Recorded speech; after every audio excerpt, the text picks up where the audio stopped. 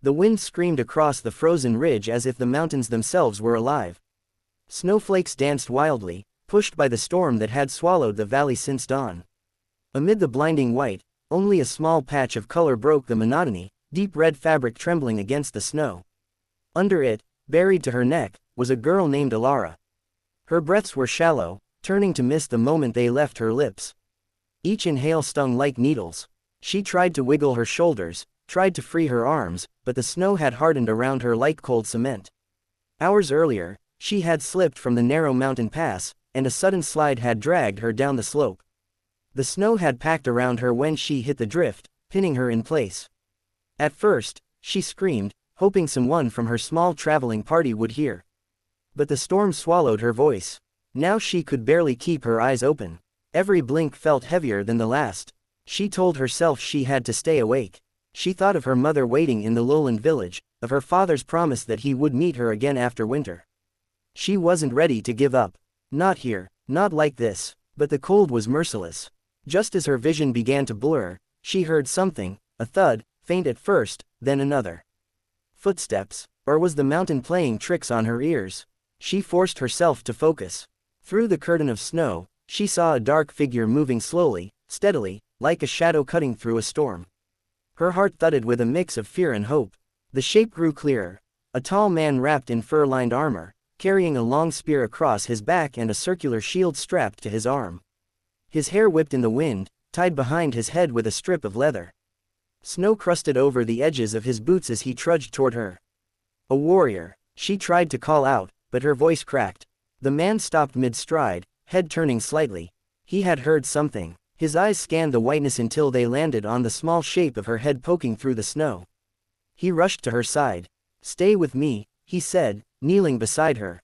His voice was deep but steady, carrying a gentle strength. "Can you speak?" "Yes," she whispered, breath trembling. "Please, I'm stuck." "I see that." He brushed snow from her face, careful and calm. "How long have you been here?" "Since morning, I think." He nodded, jaw tightening. "Then we don't have much time." The warrior set down his shield and began digging with his gloved hands, breaking the hardened snow around her shoulders. The storm beat against his back, but he didn't slow. His movements were strong, practiced, someone used to fighting the elements as much as enemies. Alara watched him work, a strange comfort warming her despite the cold. Who are you?" she managed. "Kale," he replied without looking up. "A guardian of the northern border." "A guardian?" she asked weakly. "Why are you out here alone?" He paused for a moment, then continued digging.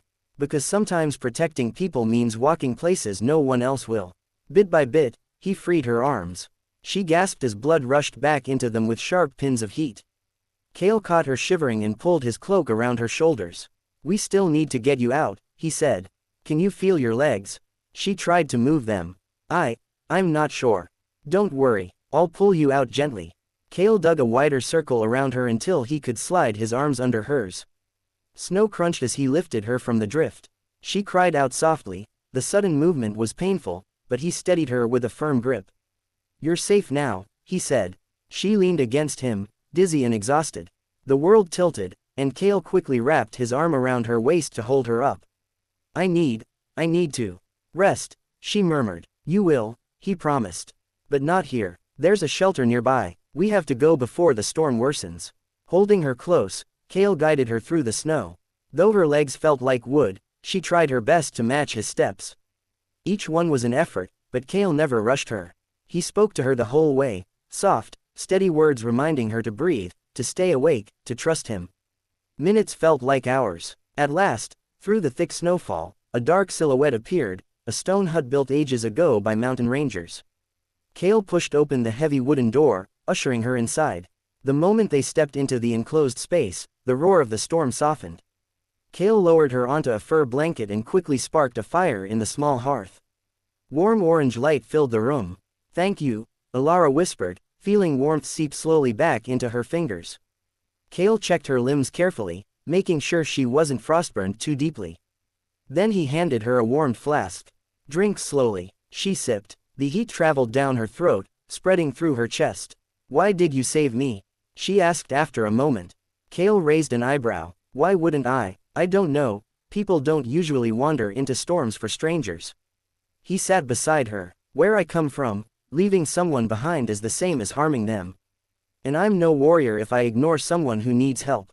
His words settled gently in her heart. So, what will you do now? She asked. When the storm clears, I'll take you back to your village, Kale said.